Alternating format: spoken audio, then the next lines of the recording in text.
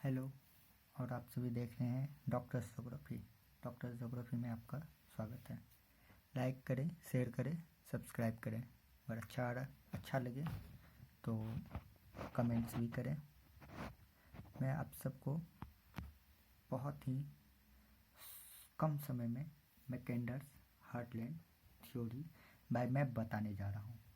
तो सबसे पहले हम मैकेंडर के बारे में जान लेते हैं। मैकेंडर्स जो है ब्रिटिश भूगोलवेत्ता थे, और ये इसका सिद्धांत जो है नियतिवादी सिद्धांत था। और हार्टलैंड वर्ड का सबसे पहले यूज जेम्स फेयर गिब्स ने यूज किया था। जेम्स फेयर गिब्स ने यूज किया था, और हार्टलैंड को थ्योरी जो दिया है वो है मैकेंडर्स ने। ठीक, तो सबसे पहले जो है मैकेंडर्स का 1904 में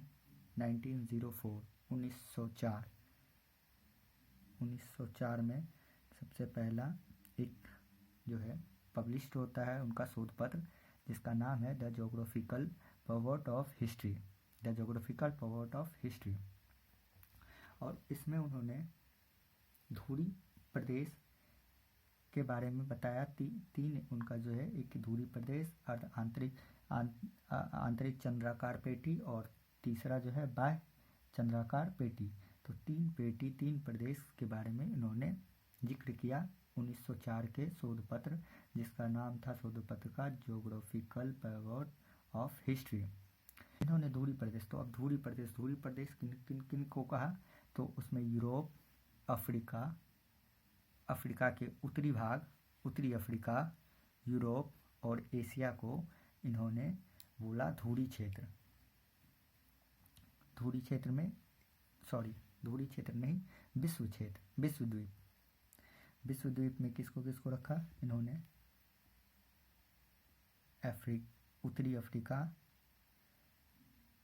यूरोप और एशिया, इसको बोला विश्वद्वीप। और विश्वद्वीप के बारे में थोड़ा सा जान ले। ये जो है पूरे वर्ल्ड का 2/3 हिस्सा, 2/3 भाग जो है पूरे वर्ल्ड का, ये 2/3 भाग को इन्होंने विश्वद्वीप को 2/3 भाग को विश्वद्वीप बताया टोटल लैंड का।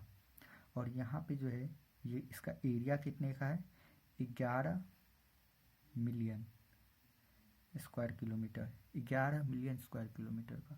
और यहाँ जो है पूरे वर्ल्ड में जितने पॉपुलेशन रहते हैं उसका 88% पॉपुलेशन इस विश्वद्वीप में रहता है। तो सबसे पहला विश्वद्वीप में कौन कौन से, नॉर्थ अफ्रीका, यूरोप, एशिया, इसको विश्वद्वीप कहते हैं। विश्वद्वीप जो है पूरे होल्ड का जितना लैंड एरिया है पूरे विश्व में, उसका 2/3 भाग विश्वद्वीप में आता है।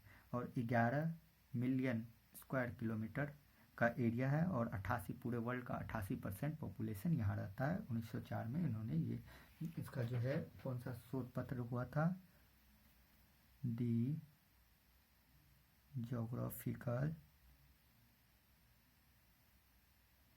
Pivot of history. तो ये था। तो इन्होंने तीन अपना बताया। पहला बताया धुरी क्षेत्र। तो इन्होंने धुरी क्षेत्र को पूर्ण रूप से सुरक्षित बताया। पूर्ण रूप से सुरक्षित इसलिए बताया, इनका मानना था कि यहाँ जो है प्रकृति से तीनों रूप से घिरा हुआ है।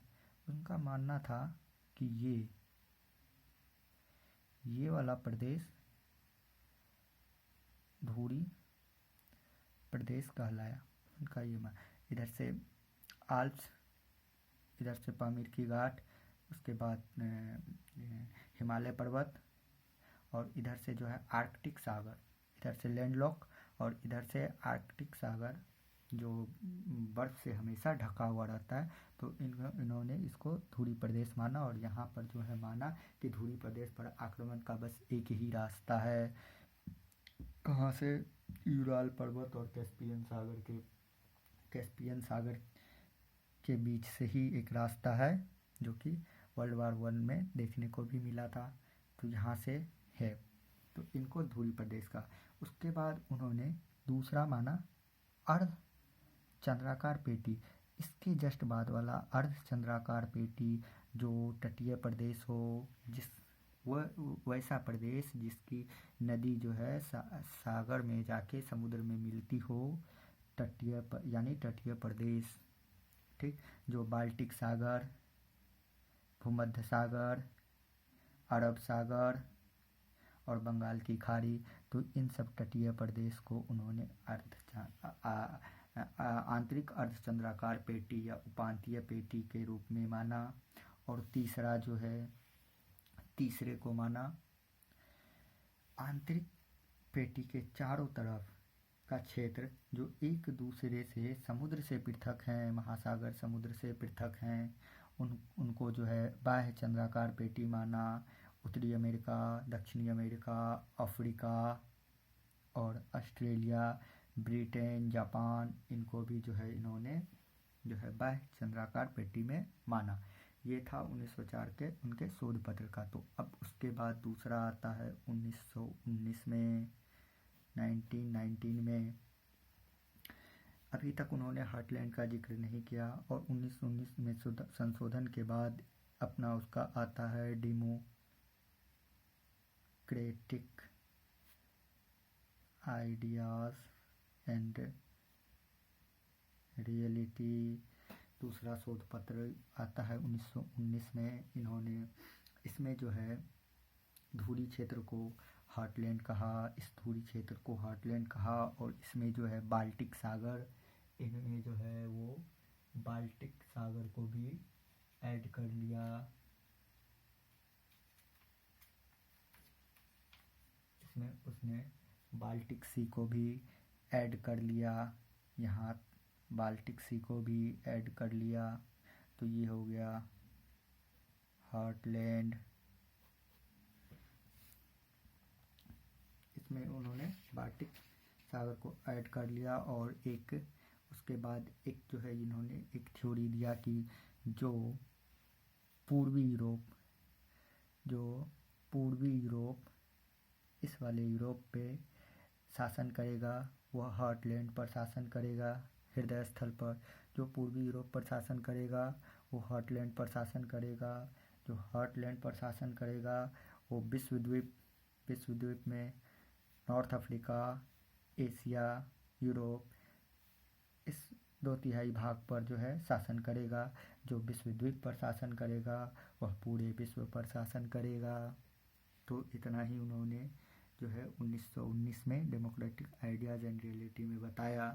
ठीक, उसके बाद उन्होंने तीसरा संशोधन किया 1943 में, 1914 में। और इसमें उन्होंने कौन सा शोध पत्र का नाम था, the round world and the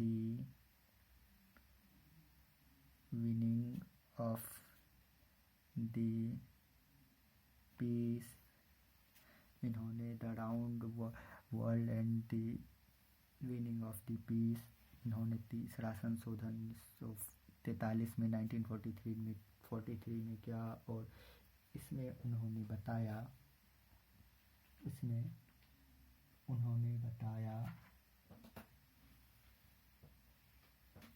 कि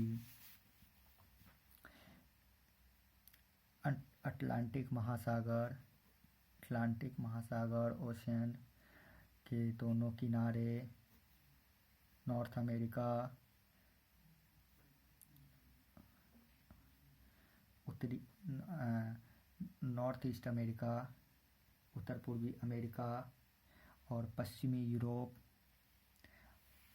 अटलांटिक महासागर के क्षेत्र जो है, दोनों के क्षेत्र, ये वाला एरिया, दोनों के तट पे पर्याप्त संसाधन है। यहाँ पर जो है संभावनाओं से युक्त है, पर्याप्त संसाधन के संभावनाओं से युक्त है। इसी को उन्होंने मिडलैंड कहा। और उन्होंने कहा कि दक्षिण पूर्व एशिया,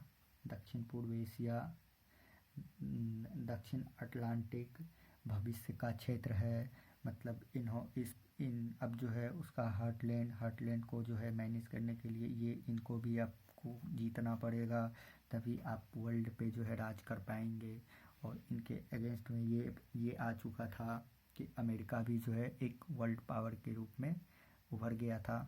तो इसलिए उन्होंने लास्ट में जो है तीसरा संशोधन में ये बताया कि एक मिडलैंड भी है, हार्टलैंड के बाद एक मिडलैंड भी है, और ये भी जो है पावरफुल है राजनीतिक दृष्टिकोण से। वो ये अपना जो है मत जो भी अध्ययन किए थे वो राजनीतिक दृष्टिकोण से था, वो उस चीज़ के लिए था।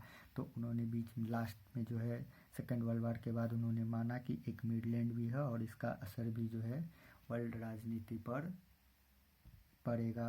तो लास्ट में उन्होंने तीसरा संशोधन में मिडलैंड को नॉर्थ अमेरिका और ये जो है पश्चिमी यूरोप की बात की। तो उसने फिर बताया कि यहाँ पे जो है दक्षिण पूर्वी एशिया इस वाले भाग और दक्षिण अटलांटिक जो है क्षेत्र भविष्य का क्षेत्र कहा जा सकता है। मतलब इधर ये इन सब भी जो है भविष्य में प्रभावित करेगा। तो बस इतना ही था हार्टलैंड। तो आपको शॉर्ट में हार्टलैंड कैसा लगा ये बताइएगा, और अच्छा लगा तो शेयर कीजिएगा, अपने फ्रेंड्स को भी बताइएगा। सो अभी पटना यूनिवर्सिटी का फॉर्म आ चुका है पेट के लिए और डेट भी एक्सटेंड हो चुकी है। तो आप लोग एक बार सारे मॉडल्स को कवर कर लीजिएगा अच्छे से, और मैं शॉर्ट में सारे मॉडल्स को एक एक करके मैं बताऊंगा। उसके बाद फिर आगे देखेंगे, लेकिन मॉडल्स बहुत कम टाइम है तो मॉडल्स बहुत ही इम्पोर्टेंट है और मॉडल्स हमेशा पूछे जाते हैं। तो आप लोगों को कैसा लगा, और पटना यूनिवर्सिटी से आप लोग कौन कौन ज्योग्राफी के फॉर्म डाल रहे हैं ये भी कमेंट करके बताइएगा। चलिए, थैंक यू, शुभ रात्रि।